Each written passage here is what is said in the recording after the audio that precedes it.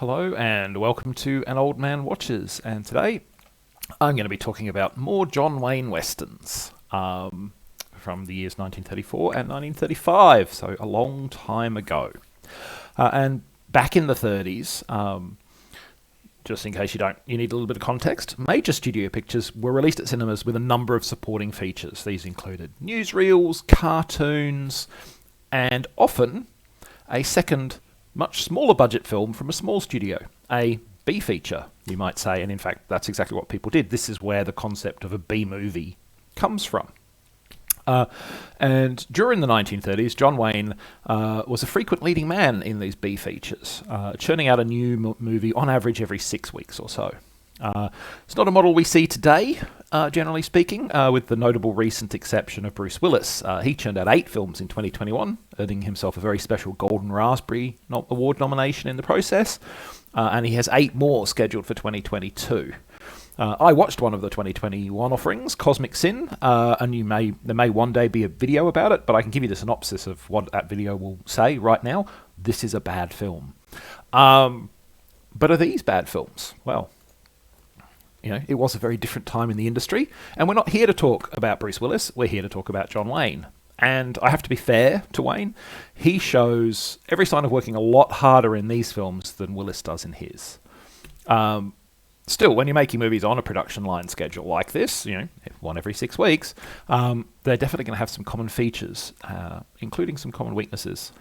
But yeah, let's delve a little deeper, shall we? So first of all, let's talk about scale. These are all small films, both in terms of runtime. They generally come in under the 60-minute mark, and in terms of budgets.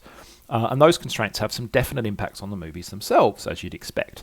It's not generally in terms of the quality of the cast, which actually tends to be quite solid. I would say in general, B-movie acting in the 30s is better than kind of B-movie acting today. Instead of quality, it's a question of scale. The casts are generally quite small. For instance, it's almost always very easy to work out who Wayne's love interest will be in the film because she's the only female character in the movie. Also, in some cases, because she's kissing him within a minute or two of shared screen time, because again, we don't have a lot of time here. We can't spend a lot of time building out their romance. We've only got 53 minutes all up, and that's got to include credits. Though at least back then, credits were over a lot quicker than they are today, as anyone who has sat through the end of a Marvel movie will know.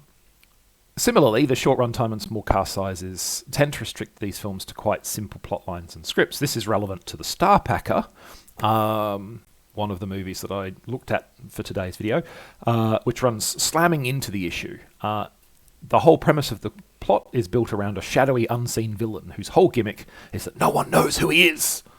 No one in the film, that is. The audience knows who it is all along because there's literally only one character it can be.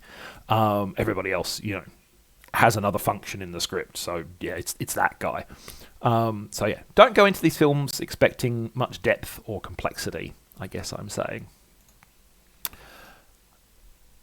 Second thing, look, as I mentioned right up the front, the 1930s was a long time ago. These movies are nearing their 90th birthdays at this point. And that was a very different time. And while racism, particularly institutional racism, certainly remains a major problem today, the casual, unthinking expression of it is not allowed to pass quite so readily as it did back then. People still say terrible stuff, but other people call them out on it, and it is generally,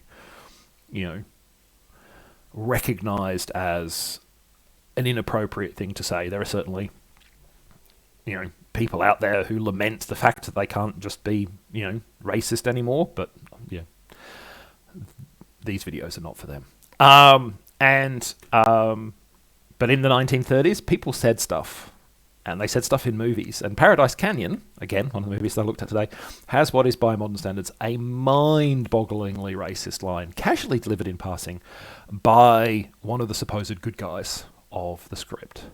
Now, I'm not going to quote it here because, I don't want to say the words, frankly.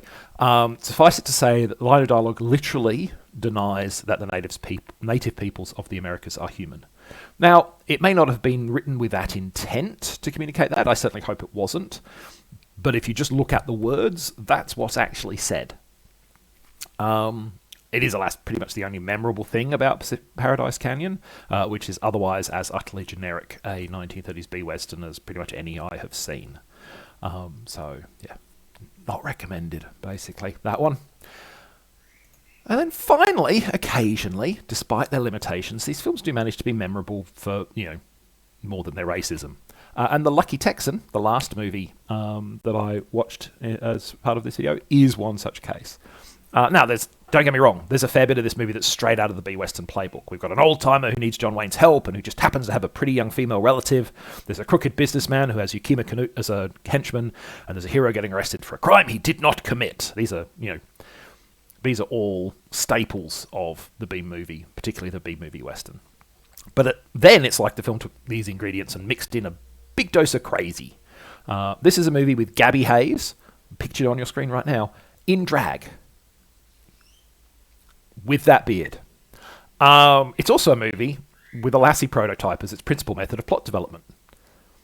Did Timmy fall in the well? Well, no, not exactly, but yeah, we've got a dog driving the plot. We've got a Keystone Cops-esque final chase scene involving a horse and car versus a rail cart. We've got some kind of broomstick life surfing thing happening halfway through, and then there's a random scene where the love interest, who spends all of about 8 seconds on screen with Wayne before they're kissing, pulls faces at a shop window for no apparent reason, in a scene that is basically never referenced again. And look, calling The Lucky Texan a diamond in the rough might be exaggerating its quality, but at least it's memorably goofy, and I found it entertaining because I was sitting there going, "Oh, what is going on?" So occasionally when you look through these things, you find something where they've gone a bit off script, and something interesting does happen. Okay, so that's more John Wayne films from the 1930s. Next time, we're going to talk about the decidedly odd 1973 crime film Country Blue. It's very 70s indie film, basically, is what I will say, and we'll talk about what that means next time. In the meantime, thanks for watching this one. I hope you enjoyed it.